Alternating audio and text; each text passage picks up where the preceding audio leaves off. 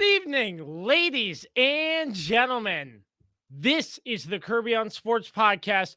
I am your host, Josh Kirby. As always, we would like to thank our sponsors, PM Plus Reserves, Shenandoah Primitives, Dr. Dave Leadership Corporation, Mark Francis with Icon Real Estate, and Barrett Pest and Termite Services. Without their support, the Kirby on Sports podcast would not be where it is today. So a big thanks to each and every one of our sponsors. It's going to be a short and sweet episode today. We have one deep dive, the Bills defeating the Chiefs, a much anticipated rematch of when the Chiefs beat the Bills in the playoffs last year. We'll touch on all that. Then the hurry up offense, brought to you each and every week by Barrett's Pest and Termite Services. And to round out the show, what to look out for come next week. It's all with yours truly, as Dan and Carlos cannot attend today, but it all comes your way. The Kirby on Sports podcast, starting right now.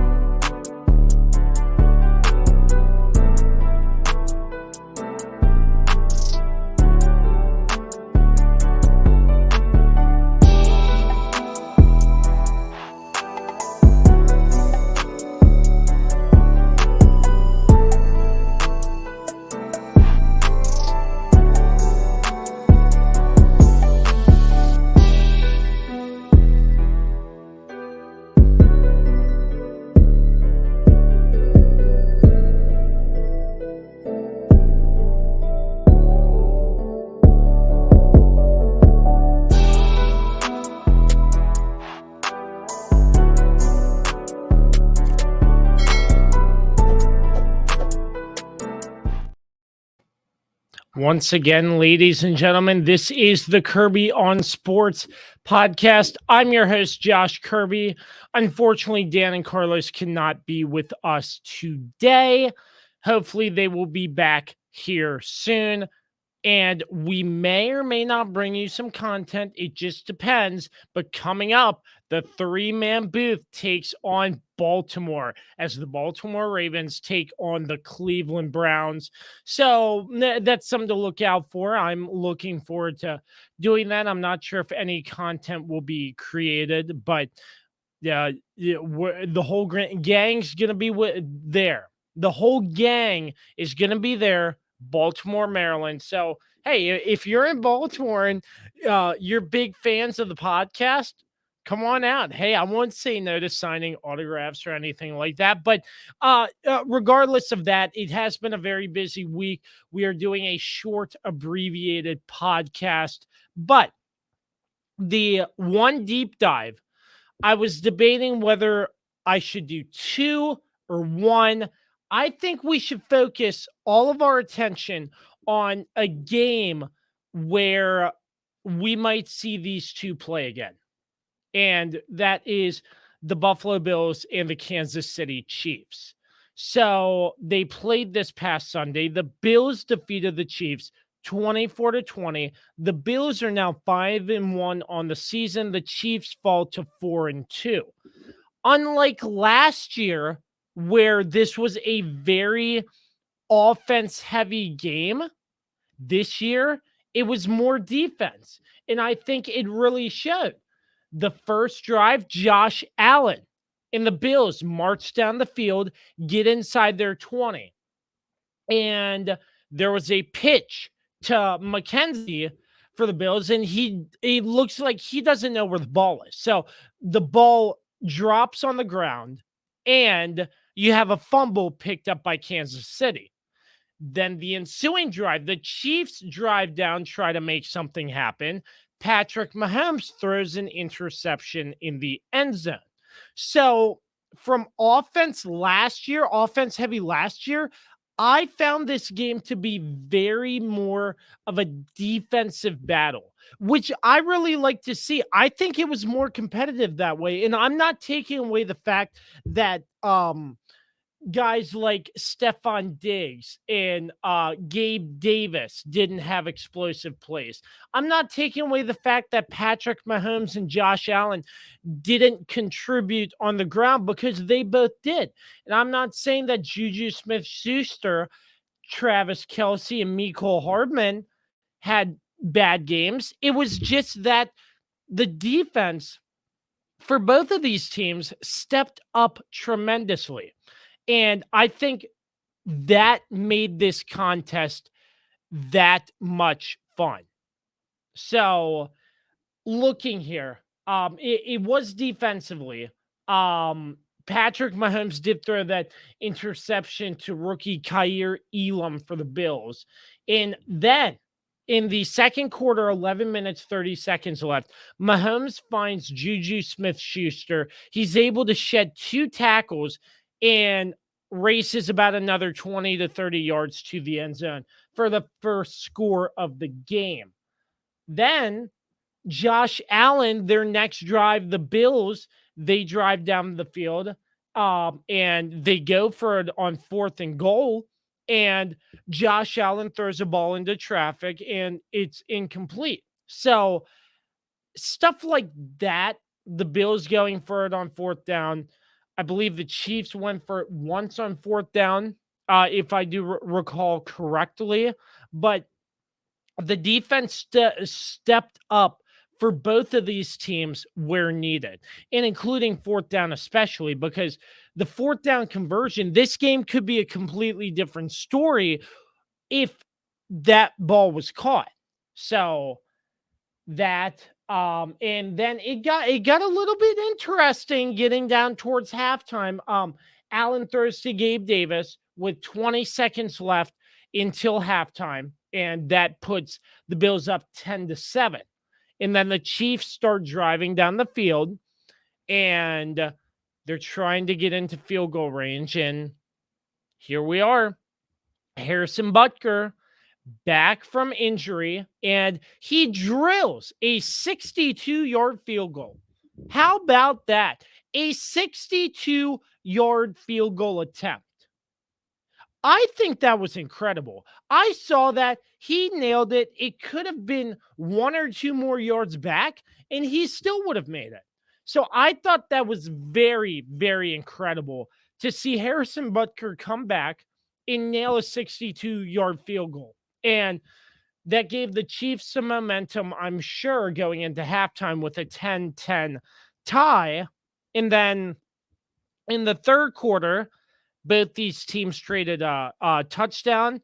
Then the Bills had a touchdown after a Chiefs field goal. That was Dawson Knox with 1:04 left in the fourth quarter. Patrick Mahomes ensuing a interception that seals the game for the Bills.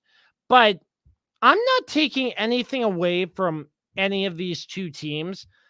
But I think the difference maker is this game might be a little bit more close, or the Chiefs might have won if those 2 turnovers. I think those 2 turnovers, and I know the Chiefs had a fumble too. A fumble recovery. I mean, it's just by chance. I don't really think it plays a huge factor, but I'm just saying, if Mahomes fired a touchdown, on his first drive instead of throwing that interception, where would this game be? And obviously, the last minute interception there, could that have made a difference also? Maybe. We will never know. But taking away from last year's game, I'm going to circle back on this because this game was back and forth. And Josh Allen found Gabe Davis in the end zone all day long. So you had Gabe Davis. Josh Allen was mobile on his feet. And there was all offense, like no defense was being played. And then it comes to overtime in the playoffs. And whoever wins the coin toss, obviously, the defenses weren't going to stop them. So The Chiefs won the coin toss. Patrick Mahomes drives down, and Travis Kelce catches the game-winning touchdown. So, and to my point there is the overtime rules have changed. Now, my thing, will we see these two teams back in the playoffs? My answer is yes.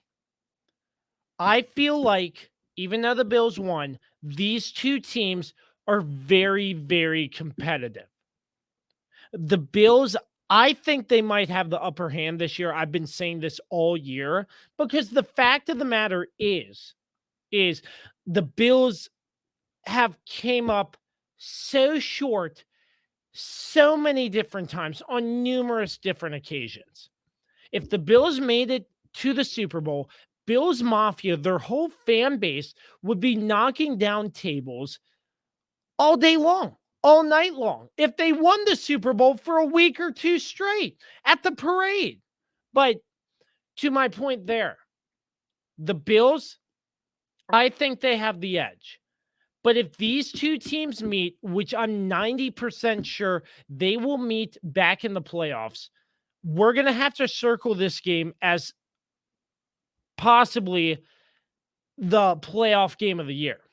Last year, people are arguing that the Bills-Chiefs playoff game was the best playoff game ever. Could this next one, if they play, potentially top that? Which I'm not going to say yes or no to that, but I'm going to say there's a pretty good shot that the numbers could get extremely close. So you have the Bills 24, the Chiefs 20. Let's just look here at the stat lines for both teams. Patrick Mahomes throwing 25 for 40, 338 yards with 2 touchdowns and 2 interceptions. And I forgot to bring up the fact that the Bills managed to establish pressure with the Chiefs, sacking Patrick Mahomes 3 times. And for Josh Allen, he only got sacked once. And that was a questionable sack in terms of the fact that the defender obviously tripped him. Allen obviously was looking for a foul there, did not get it. He was arguing to the referee about that. But besides the point there, Buffalo's defense established pressure along their defensive line, getting into the pocket, making Mahomes move out of the pocket, which, you know, it's not that big of a deal for Mahomes because we all know Mahomes. He can get out of the pocket left and right, same with Josh Allen. And you can make plays. You saw Josh Allen in the game on Sunday. He made a leaping hurdle over a defender. It was incredible. I could not believe it. I saw it. I was like, wow, what a play right there. But Mahomes was able to get stuff done on the ground. He had 21 yards rushing, and Josh Allen had 32 yards on the ground rushing. Clyde Edwards-Helaire for the Chiefs led Chiefs in rushing with 9 carries for 33 yards. Juju Smith-Schuster led the receivers, 5 receptions for 113 yards and a touchdown, and right behind him was Travis Kelce with 8 receptions for 108 yards. Mecole Hardman also had a touchdown reception in this game as well. Mecole Hardman lost a fumble. Fumbled the ball, did not lose it. And you had Darius Harris, who picked up the recovered fumble from earlier in the game.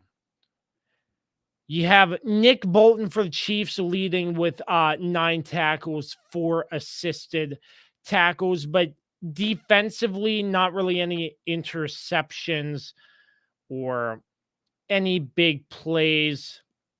Only that 1 sack to note. But over on the Bills side, looking at the defensive side of the football, Kaiir Elam with the first interception and Teron Johnson with the second interception to close out the game for the Buffalo Bills. You had DeMar Hamilton, 7 tackles And Tremaine Edmonds right behind him, 5 tackles, 5 assisted tackles as well, and 3 sacks team totaled there as well. Josh Allen, 27 for 40, 329 yards passing with 3 touchdowns, no interceptions. He averaged 8.2 yards a catch there. That was good. I think the big thing for this Bills team as well, Josh Allen didn't throw an interception. But again, I'm not saying that Patrick Mahomes throwing those 2 interceptions was the end of the world. But I feel like we would be talking about a completely different game in a sense if Mahomes didn't throw any interceptions in that game as well. Devin Singletary, 17 carries for 85 yards. And right behind him, as mentioned earlier, Josh Allen, 12 carries for 32 yards at the quarterback position. Stephon Diggs led the receiving corps for the Bills with 10 receptions for 148 yards and a touchdown. Gabe Davis with a touchdown, and Dawson Knox with the game-winning touchdown as well. So this was a very good game, a very competitive game, and I have no doubt that these two teams will meet back in the playoffs. It's going to be a lot of fun. It will be a blast if that happens, but you got to look at potentially 2 playoff teams regardless of if these 2 teams face off against each other. And I'm sure we'll preview the playoff picture, who we think's going to get in and who we think is not going to get in. So that's to come, but I think it's going to be a lot of fun. I think it's going to be a lot of fun watching the Bills the rest of this season and the Chiefs the rest of this season. So the Bills 24, the Chiefs 20, as the Bills improve to 5-1, the Chiefs fall to 4-2. This is the Kirby on Sports podcast. We'll be back with so much more right after this. For sports fans living in condominium and homeowners associations, as well as business professionals, when you need a reserve study, PM Plus Reserves has been in business since 1990. Their studies are accurate and easy to understand. Check them out when your association needs a study. www.pmplusreserves.com. You can also contact them at 703-803-8436. Once again, www.pmplusreserves.com. Is it finally time to upgrade your home's interior? How about with an authentic farm table made locally from recycled barnwood? Shenandoah Primitives, based right here in Winchester, Virginia, makes farm tables, benches, tables, coffee tables, and a long list of other items for your home decorating needs. At Shenandoah Primitives, function and style are combined for great furniture that will last generations. If you're interested in combining the industrial look of metal with wood, or considering something incredibly unique with a live edge, Shenandoah Primitives turns those ideas into reality. Thinking about a mirror, wine rack, or other accent piece for your home, Shenandoah Primitives can assist with that as well. As a local small business, Shenandoah Primitives is happy to work with each client for a custom design or schedule an appointment to come out and view current inventory. Local, high-quality, handmade items can be found at Shenandoah Primitives. Find us on Facebook and Instagram or visit us at www.shenandoahprimitives.com. Once again, that's www.shenandoahprimitives.com. All right, welcome back. The Kirby on Sports podcast, riding solo. It's yours truly, Josh Kirby. I did want to add one more mini segment into this, in case I don't touch on this in the Hurry Up Offense brought to you by Barrett, Pest, and Termite Services. But as a whole, week 6 in the NFL was filled with upsets. I just want to touch on a couple of these. The Falcons beating the 49ers. I think the 49ers were favored in this game, but that's a surprising score. The Jets defeating the Packers. I'd like to take a moment and just talk about the Packers. Only putting up 10 points against the Jets. It's rumored. I'm not sure if this is confirmed 100%, but people are starting to say Aaron Rodgers, this is his last season in the NFL, that he will be retiring after this season. I'm not sure what this means for the Packers regime, but that was an incredible game. It was a huge confidence booster for Robert Saleh and the Jets, who are now 4-2 on the season, and the Green Bay Packers are 3-3. Aaron Rodgers threw 246 yards and a touchdown, but it was Breece Hall for the Jets, who had 116 yards and a touchdown. I mean, this game I just was very surprised about. So another game that was on the upset alert, the Jets defeating the Packers. And something to look out for. This could be Aaron Rodgers' last season, although I'm not going to put a lot of stock into that because Aaron Rodgers does a lot of different things, says a lot of different things. So I won't really see it till I believe it, but I've been hearing rumors about that as well. Another shocker in my mind, the Colts defeating the Jaguars 34-27. Obviously, the Dolphins are having some struggles. They had Skylar Thompson in at quarterback before he went out with concussion protocol, and Teddy Bridgewater came into the game. But obviously, the Vikings easily handed the Dolphins a 3-3 record after that game. The Ravens are struggling. The New York Giants, could they be the real deal? Or are they fluky? 24-20 as the Ravens fall to 3-3. Next week, playing the Cleveland Browns, a game the three-man booth will be at. The Eagles and the Cowboys in the NFC East division battle. I'll touch on this for a moment. I wanted to do a deep dive on this, but I decided not to. I think this was a game where the Eagles, in a way, exposed the Cowboys. And I'm not saying defensively. I'm not saying offensively. I'm just saying Cooper Rush is a serviceable backup quarterback. There are fans saying, sit Dak on the bench. Cooper Rush is undefeated. Yeah, but look at his stat line, 181 yards with a touchdown and 3 interceptions.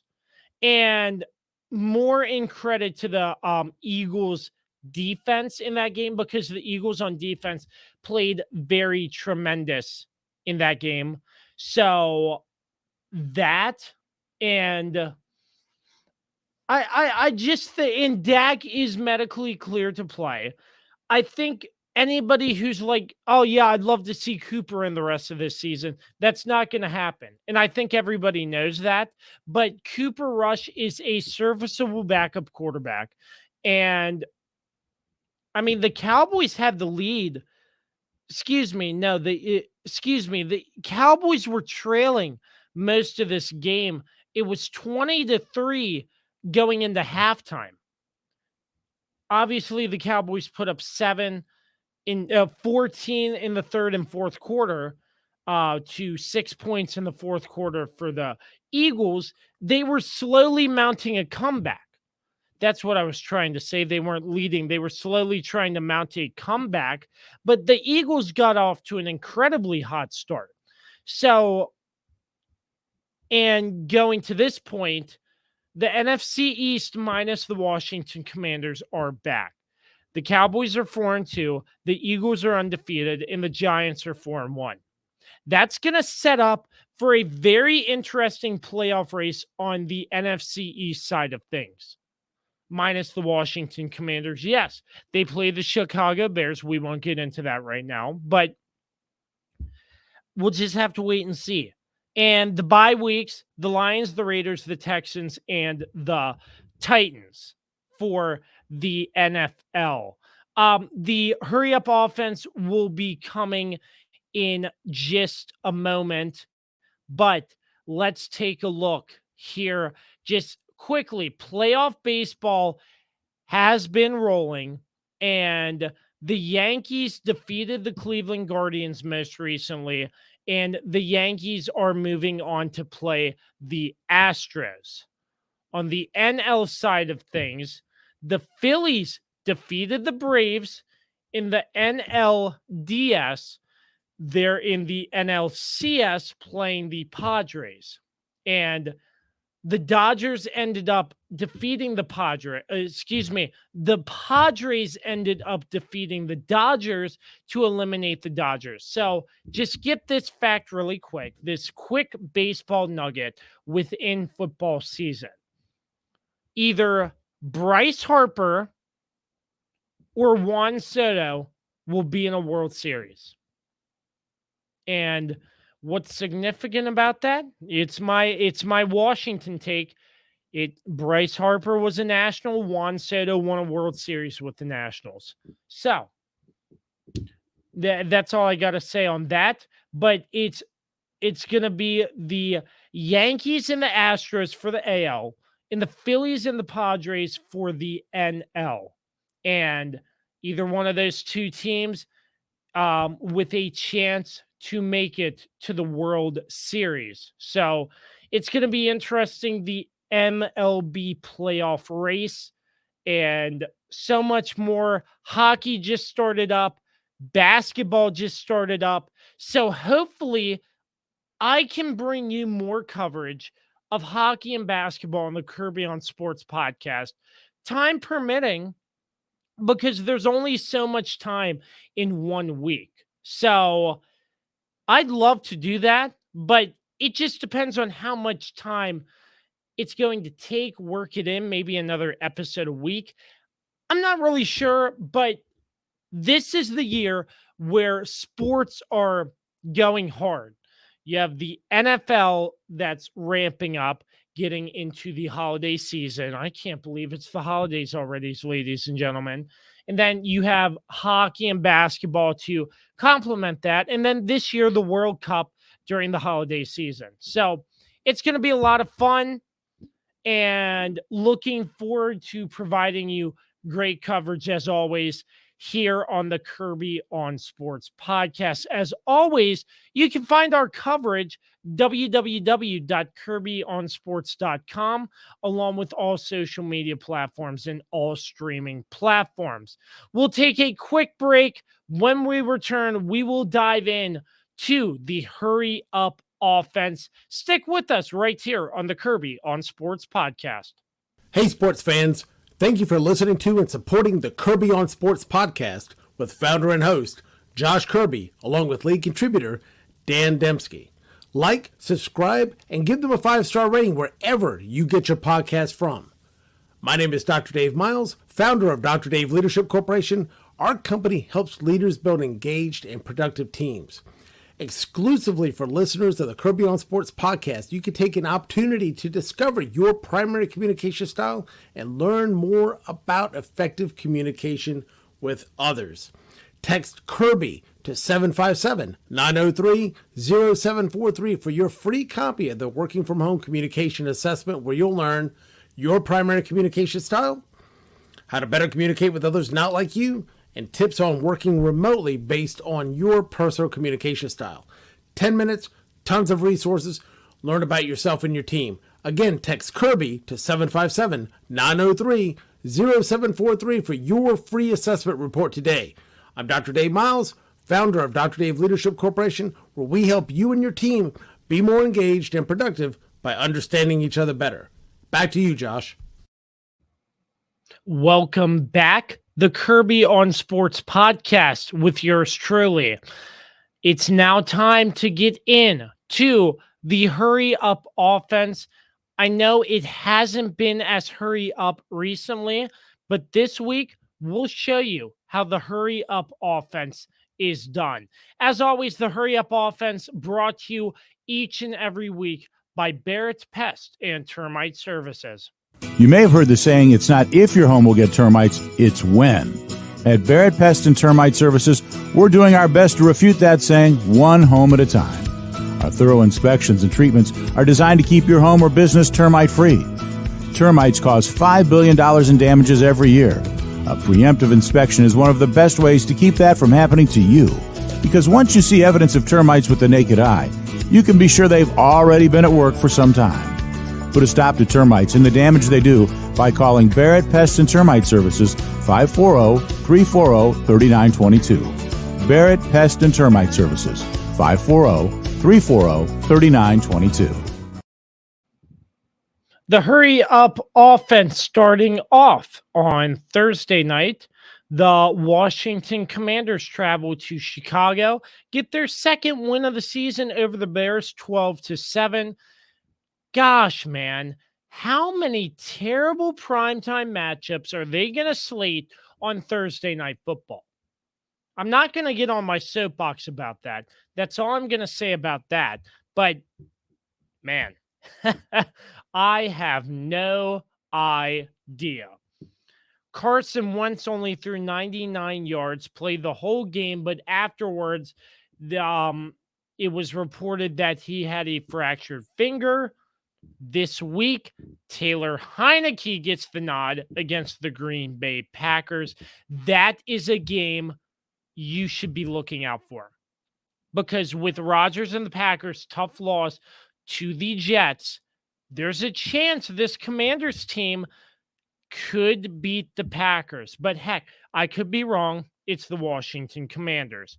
Brian Robinson, 17 carries for 60 yards and a touchdown. Lead receiver is Terry McLaurin for only 41 yards. I still don't understand why Terry McLaurin isn't getting more targets. Turner actually got in the game, only 23 yards, but Samuel with 6 yards, Sims with 6 yards receiving. There's got to be more movement by the receivers, and this goes back to the offensive line not being able to protect the quarterback. So you got to work on the offensive line. Give your quarterback time to throw it to a receiver.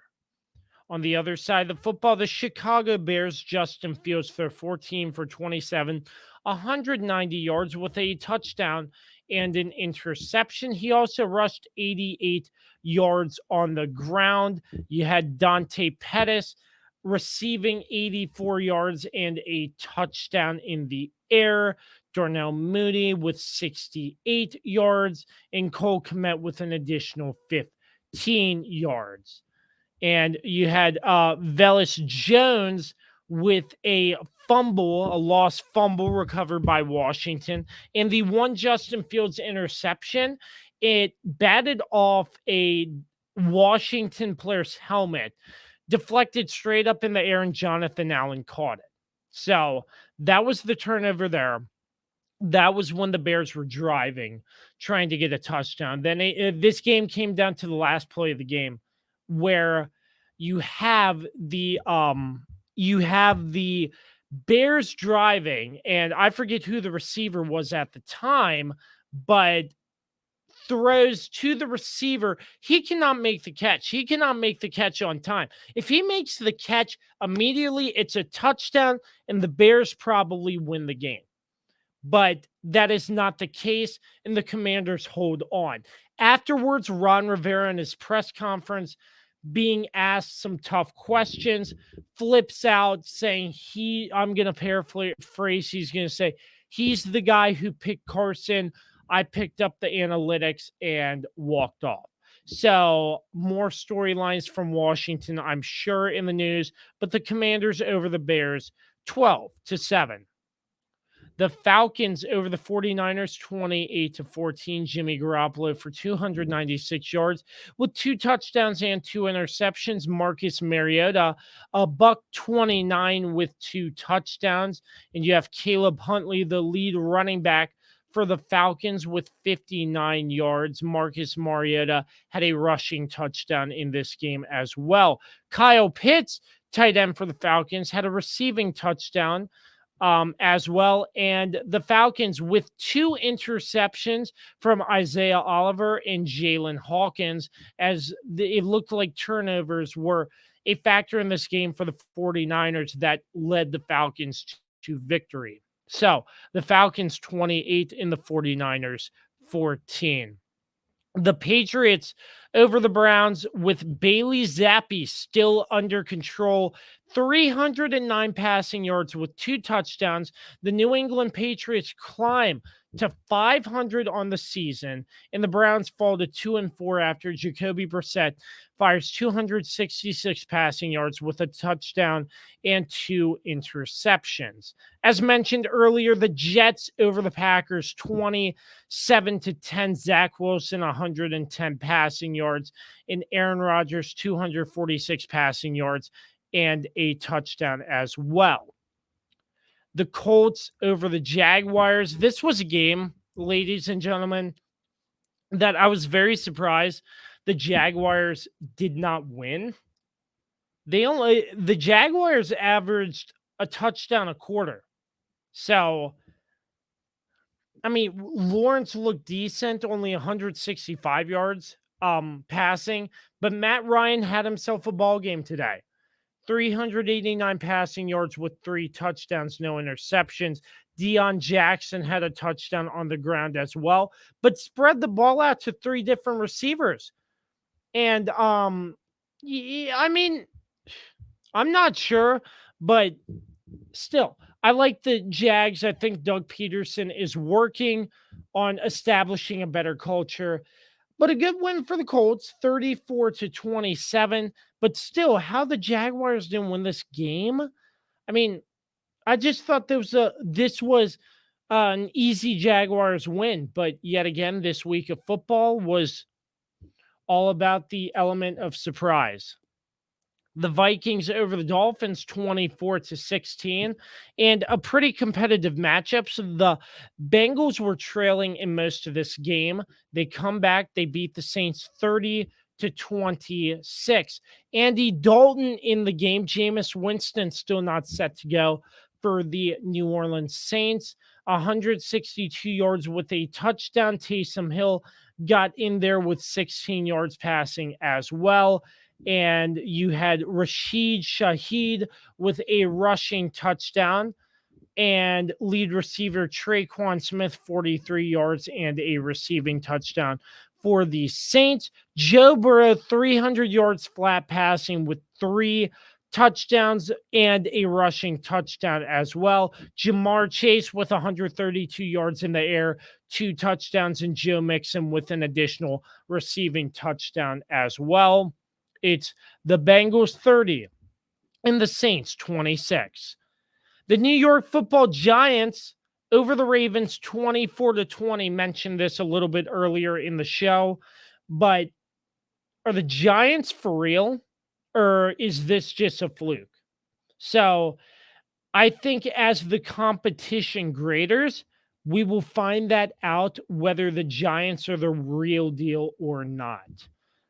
The Ravens, they sign Deshaun Jackson, a 37-year-old wide receiver. He's made his way everywhere. So we'll see how Deshaun Jackson does come this Sunday against the Browns. But the Giants 24 and the Ravens 20. Tom Brady going off on his O-line as the Buccaneers fall to the Pittsburgh Steelers. Kenny Pickett goes into concussion protocol. He does throw a touchdown, but Mitchell Trubisky off the bench, 144 yards and a touchdown in the air. For the Steelers. And you look here, Tampa Bay, I mean, I'm not sure what's going on, but I feel like, how do I put this? I feel like with everything that's going on with Brady in the media and everything, I don't think he's as invested anymore. And I'm going to be surprised if he doesn't hang it up after this year for good. And that's all I'm going to say about that. But Tom Brady went off on the sidelines on, I believe it was his offensive line, because he was obviously upset. He got sacked twice, not making the right plays. And obviously, you're going to hear from Tom Brady if something like that is going on. You have Chase Claypool, who had the receiving touchdown, Najee Harris with a receiving touchdown as well. And for the Steelers, Mason Cole, an interception as well. Excuse me. It was a fumble, not an interception. Tremaine Edmonds for the Steelers led the team 6 tackles, 4 assisted, and Cameron Hayward had a sack for the Steelers as well. It's going to be interesting come next week how the Buccaneers handle this. I think I think the Bucs are in panic mode. Again, a lot of injuries, and I don't think Tom Brady has it anymore. But once again, I'm going to say that, and it's going to bite me in the rear end. And Tom Brady's going to go out and throw 500 passing yards and 4 touchdowns. The Rams over the Panthers 24-10. Steve Wilks, interim head coach for the Panthers. There was an issue with Robbie Anderson, former receiver for the Panthers. He was getting into arguments, sent off the field, and he was traded to the Cardinals the very next day. Stafford, 253 yards passing with a touchdown and an interception. Looks like the Rams are shopping Cam Akers. Not sure what the issue is, but he wasn't playing, working through some issues, head coach Sean McVay said. And obviously, it looks like he might be on the trade market for a potential trade coming up. So that's going to be interesting to see for the Rams. Darrell Henderson, 43 yards and a touchdown. And you have Stafford, I mentioned earlier, a touchdown and an interception. Cooper Kupp, 80 yards receiving. And you have Allen Robinson with a receiving touchdown, as well as the 49ers defeat the Rams defeat the Panthers 24-10. The Seahawks over the Cardinals 19-9. Once again, the Bills and the Chiefs are deep dive 24-20. The Eagles over the Cowboys 26-17. And Monday night, not a touchdown scored. Russell Wilson is injured. Why are we putting the Broncos on prime time? The Chargers 19, the Broncos 16, with the Lions, Raiders, Texans, and Titans on a bye week. This has been the Hurry Up Offense, brought to you by Barrett, Pest, and Termite Services. This is the Kirby on Sports podcast. We'll be back to wrap things up right after this. Hey there, this is Mark Francis of Icon Real Estate. If you have any real estate needs in the Winchester surrounding area, including West Virginia, give me a call. I've got extensive experience, been in the business for almost 20 years, and would love to help you out. Track me down at Icon Real Estate, iconsells.com, or even give me a call, 540-247-1527. Again, Icon Sells, ICONSELLS.com, and I would love to chat with you and help you out. Give me a call. Wrapping things up here on the Kirby on Sports podcast, week 7, the matchups on Thursday night, the Saints and the Cardinals. The Packers travel to Landover to face the Commanders, a game I'm looking out for because I'll be there. I haven't been to any other NFL stadium besides FedEx Field. So I think it's going to be really cool, even though I'm not a fan of the Ravens. I mean, I support the Ravens, but I mean, I follow Washington. That's my number one, unfortunately. But it's going to be very interesting going to another NFL football stadium. So I'm really looking forward to hanging out with the boys, the Ravens and the Browns. That's going to be a very fun game to watch, being there live in person. The Buccaneers facing the Panthers. If the Bucs cannot defeat the Panthers, it's going to be code red for the Bucs. The Falcons and the Bengals, the Lions and the Cowboys. Dak Prescott slated to make his return. The Giants and the Jaguars, the Colts and the Titans, the Jets and the Broncos, the Texans and the Raiders, and the Seahawks Chargers, Chiefs 49ers. That might be a good matchup. The Steelers and the Dolphins, and the Bears and the Patriots, the Bills, Eagles, Rams, and Vikings all have bye weeks. But I'm looking out for the game I'll be attending, the Browns and the Ravens. That is this upcoming Sunday. That is all the time we have here on the Kirby on Sports podcast.